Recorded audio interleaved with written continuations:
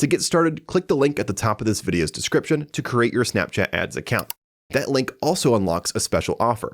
You'll get a $375 ad credit after you spend $350. So with our special link, you can instantly double your campaign budget. Once you're ready to sign up for your account, click on the yellow Get Started button here. And once you get to this page here, just go ahead and fill out your personal information. And once you have everything filled out, go ahead and click on Next.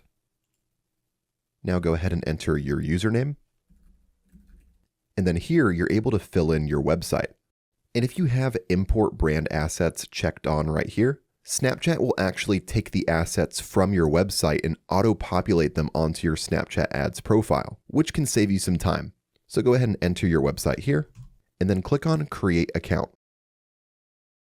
Now, if you'd like, you can add a profile photo here, and you can also fill out your bio.